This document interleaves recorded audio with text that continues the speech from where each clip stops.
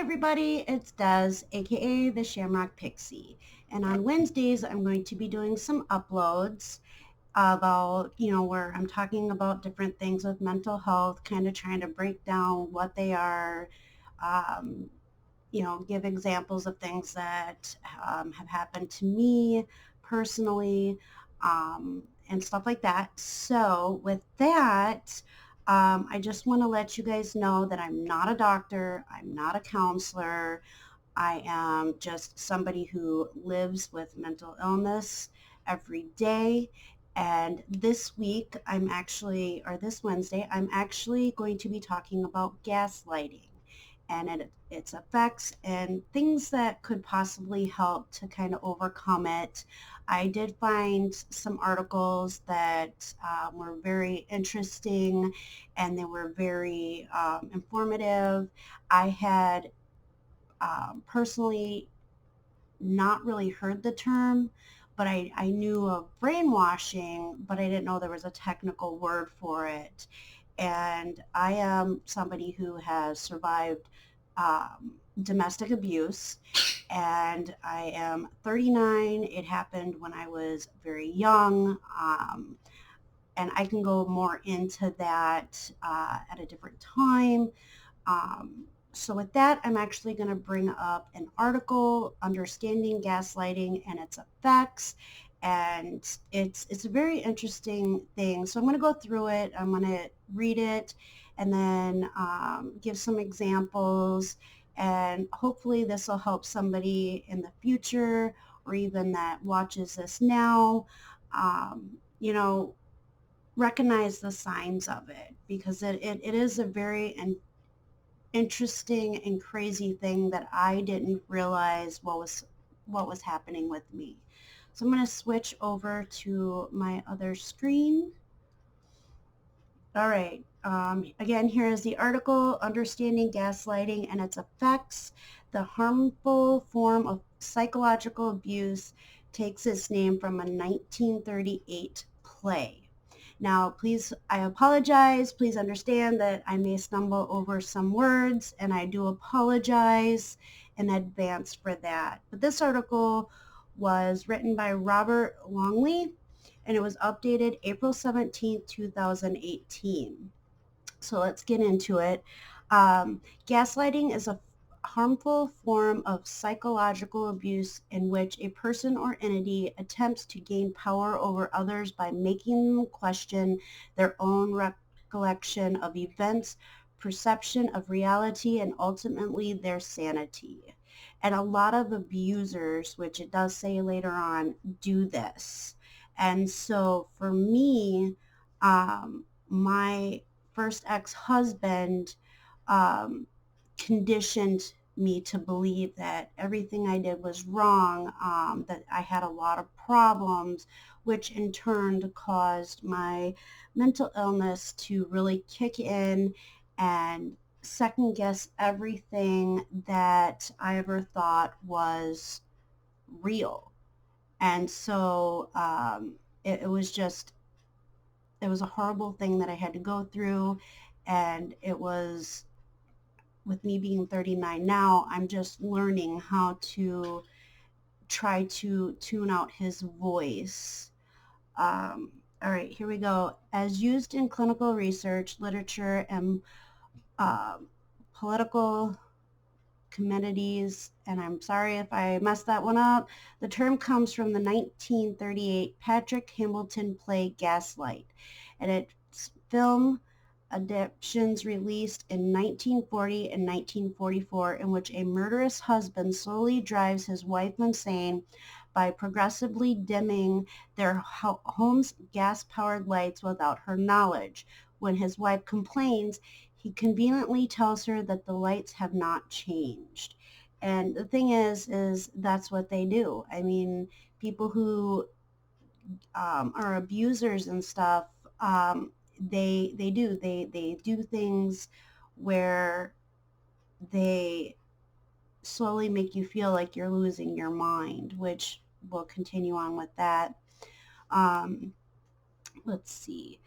Since almost anyone can fall victim to gaslighting, it is a common tactic of domestic abusers, cult leaders, sociopaths, narcissists, and dictators.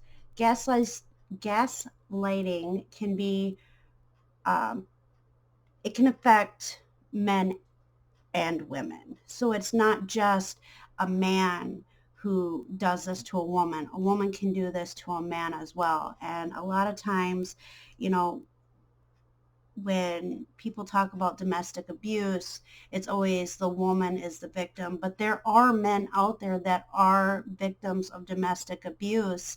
It's just not very common, not well heard of, because men are supposed to be protectors, men are supposed to be strong.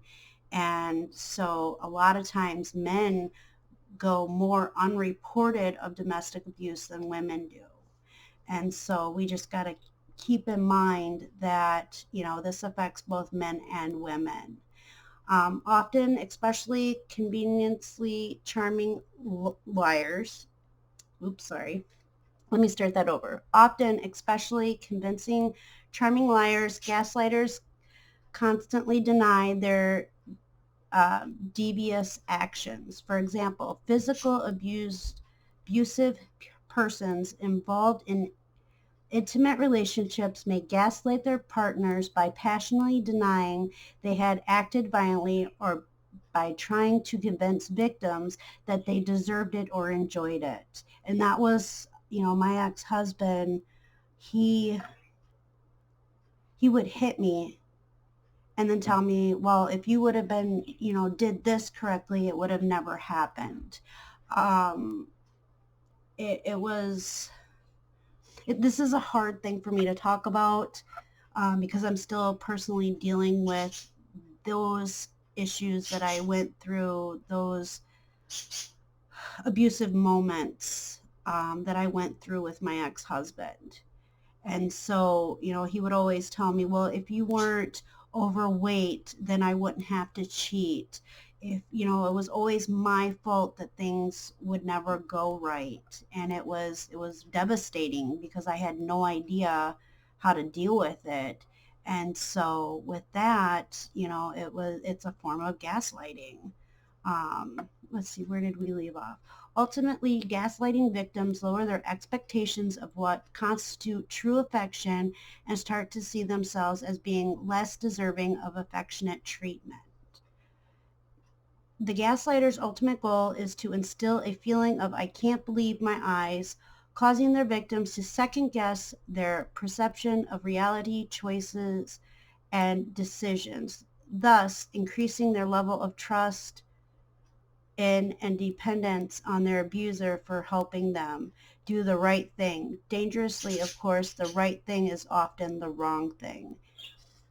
And that's the thing, I'll go into, in further videos more on what I experienced. But I always thought that I was messing up.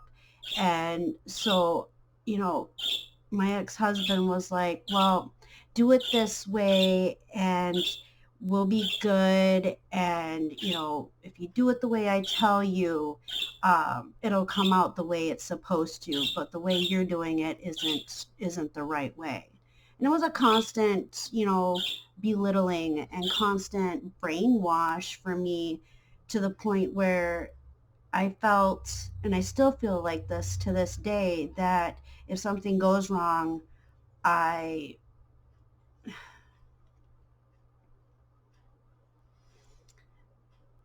it's I keep messing things up, and I don't want to try new things because I'm scared I'm going to screw it up. And so I'm working on that, which is a very hard thing to do. It really is. The longer um, The longer the gaslighting continues, the more catastrophic its effects can be on the victim's psychological health. In the most serious cases, the victim actually begins to accept the gaslighter's false vision of reality as a truth, stop looking for help, reject the advice and support of family and friends, and become completely dependent on their abuser. And that's what happened with me. It got to the point where I didn't really have any friends. I stopped talking to my family. Um, and a lot of times it was because, well, he would say, well, your family doesn't really want you. You're a screw up, you know? And so it got to the point where I believed that my family didn't want me around. And so I just a lot of times wouldn't call and talk to him, check in or anything like that. Plus, with that, we had one cell phone. That was back when cell phones were just really actually becoming a thing. And we had one cell phone, and I wasn't allowed to touch that cell phone. Um, we didn't have a regular house phone. And so my parents would call and my ex-husband would tell them, oh, she's at work. And actually I was sitting right there with ice on my face or on my leg, um, because he had just got done hitting me and beating me up because I didn't do something right. And so they got to the point where the only person I really talked to was him. And I wasn't allowed to talk to people at work and, things like that. And I lost positions at work because of what he would do. And I would have to call in because, well, I couldn't go to work all messed up. And so I lost a lot of jobs because of that. Techniques and examples of gaslighting. The techniques of gaslighting are cleverly designed to make it hard for victims to recognize. In most cases, the gaslighter purposely creates situations that allow them to hide the truth from the victim. For example, a gaslighter might move his partner's keys from their usual spot, causing her to think she has misplaced them. He then helps her find the keys, telling her something like, see, that's they're right where you always leave them. According to the domestic abuse hotline, the most common techniques of gaslighting includes withholding. The gaslighter pretends not to understand or ignores his or her victims. For example, oh, not this again. Or now you're trying to confuse me. Or how many times have I told you?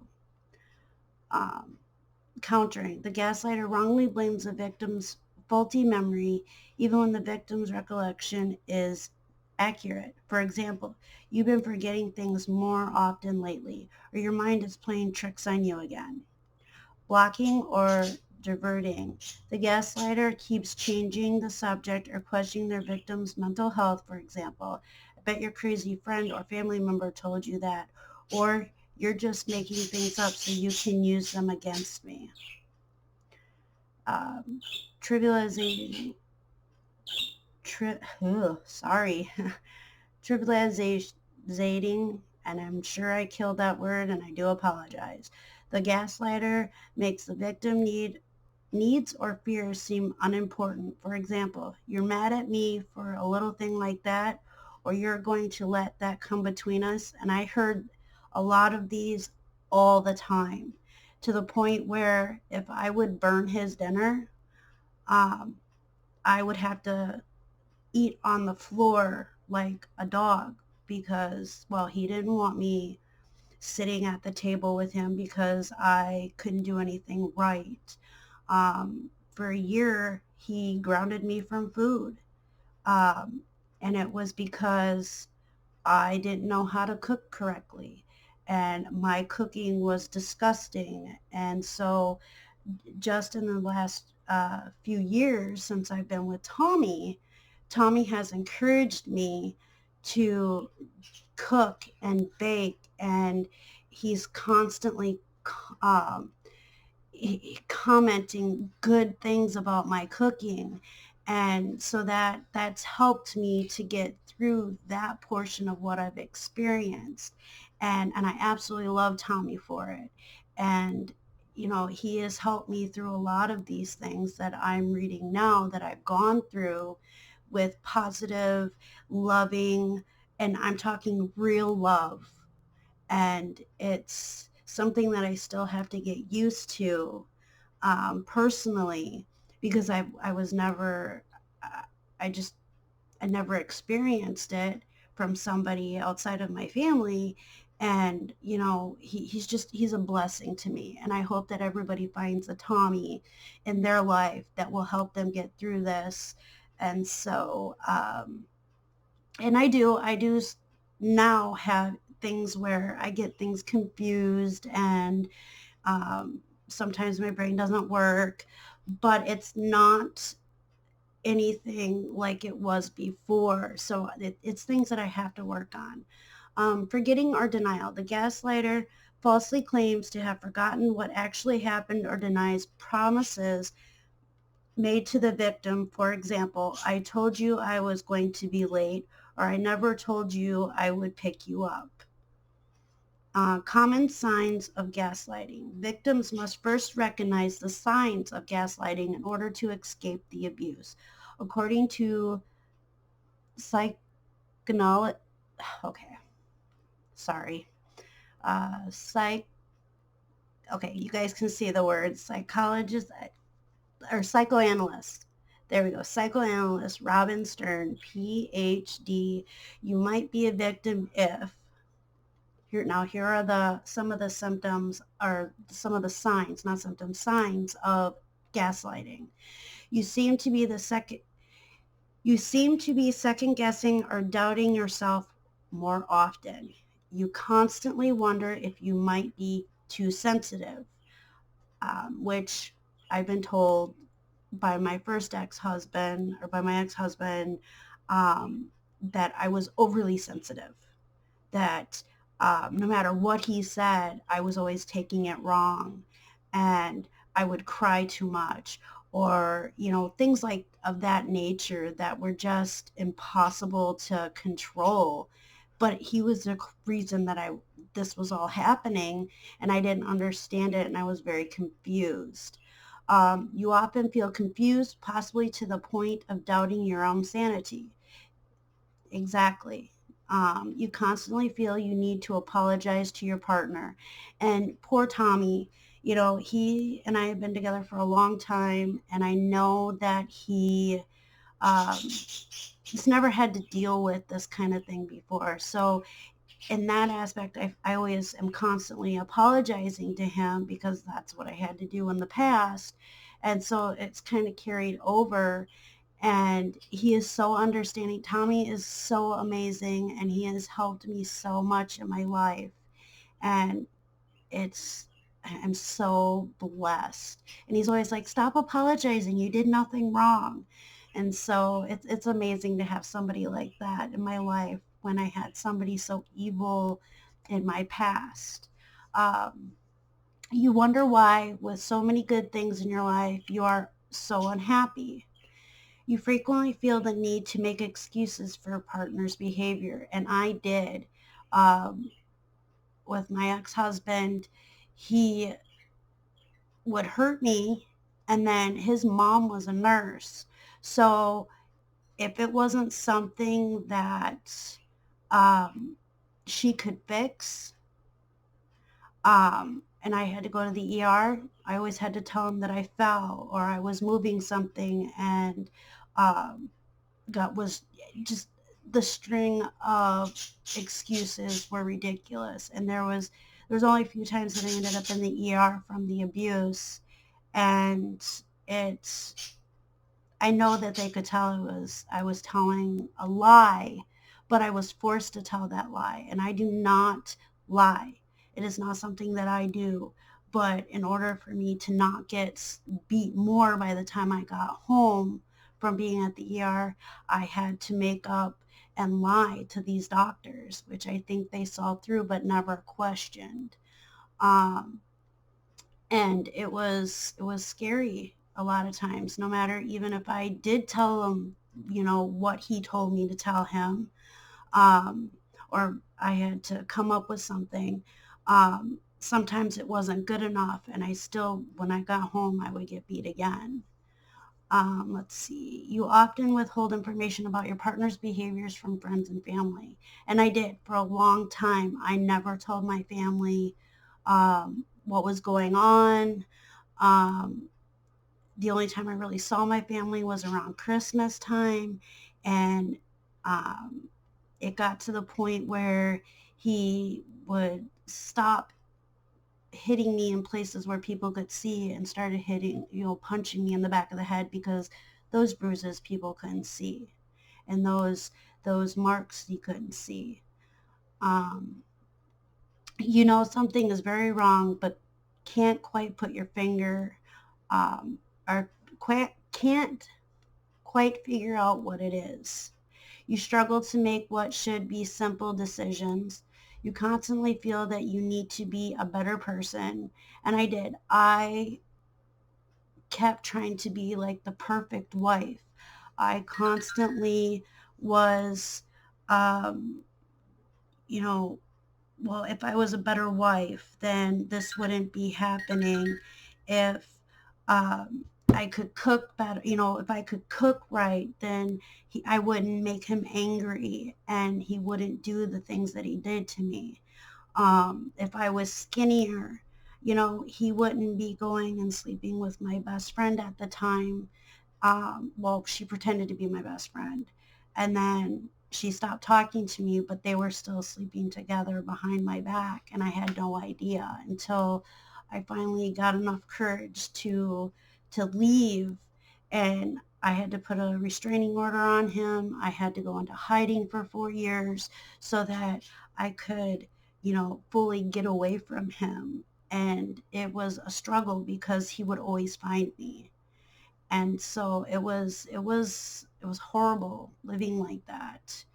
um, you constantly feel that you need to be a better person, which I just read. You feel hopeless and joyless, and it sucks the life out of it sucked the life out of me. I used to be a very go happy person, and then all this stuff started happening, and i just I always felt like I was wrong for everything that I did. Every decision um, was wrong. And so it sucked the life right out of me. And then you wonder if you are a good enough partner. And I did. I constantly was battling things in my head because he would say things. And even to this day, sometimes his voice is in my head, and it's exhausting, big time. Um, since some of these signs of gaslighting, especially those involving memory loss and confusion, could also be symptoms of another physical or emotional disorder, persons experiencing them should always consult a physician. And I agree. A lot of these symptoms and or signs are symptoms of other things. And I have had I've gone to the doctor and made sure that my memory loss and confusion wasn't something more serious. And so I do have, um, mental disorders, and I'm working on getting better with them. So, but please make sure that you consult a physician, talk to somebody that can help you, completely diagnose this for sure. Because I am not a counselor, I am not a doctor. I'm just somebody who lives with this stuff on a daily basis, and I just want other people out there to know and recognize signs and get help if they feel that this is what's happening to them.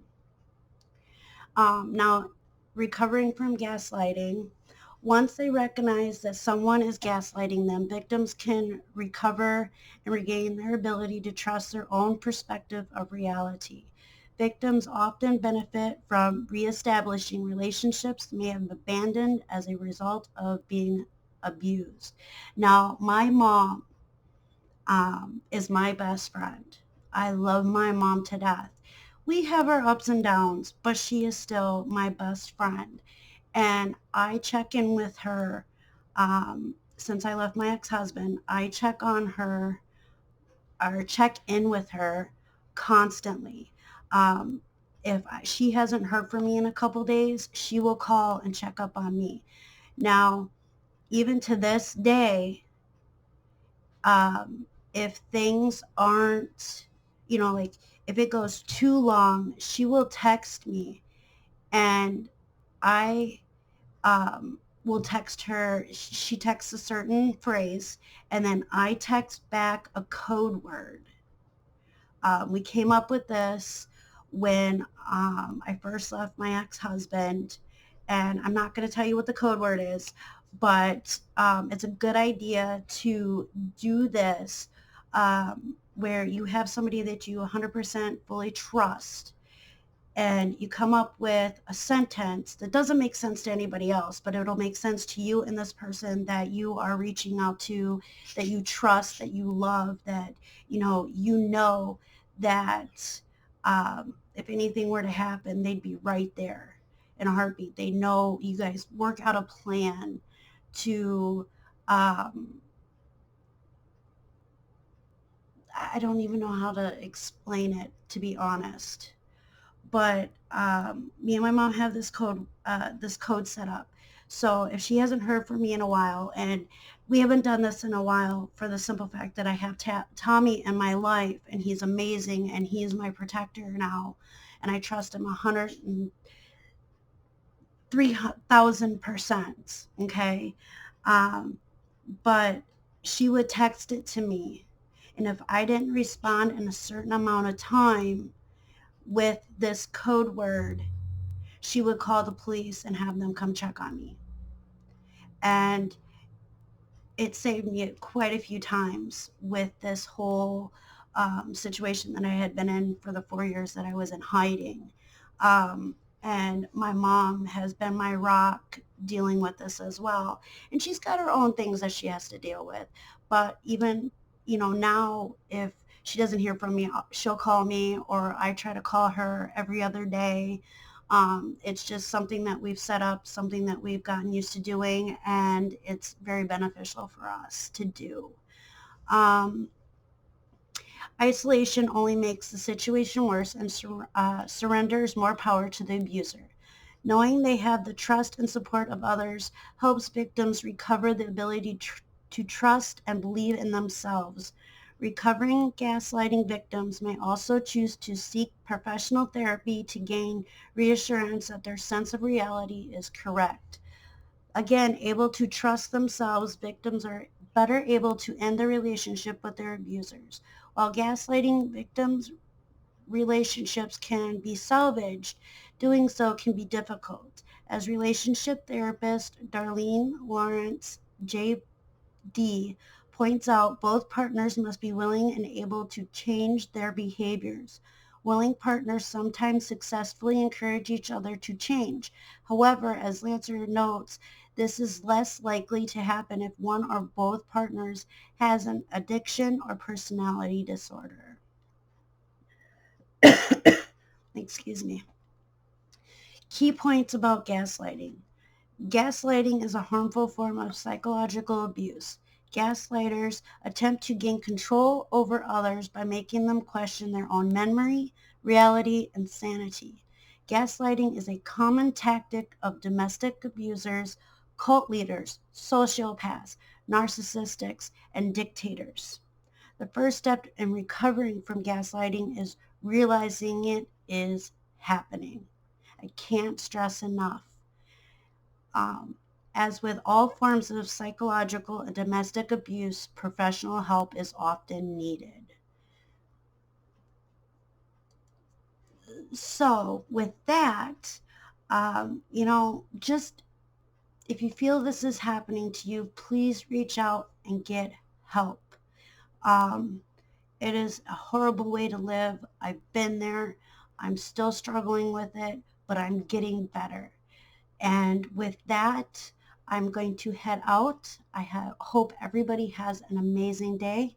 Much love to you all. If you need anything, please reach out to theshamrockpixie at gmail.com, and I can try to, help you the best I can, help you, direct you wherever you need to go, give you some advice, and be there for you. Because going through this alone is not, it doesn't help. Reaching out to somebody, that's what helps. finding somebody that you can rely on, trust, who loves you unconditionally no matter what is a big key in any type of recovery. With that, I hope you have a great day. Again, I'm Des, aka the Shamrock Pixie, and have a wonderful, wonderful day. Much love.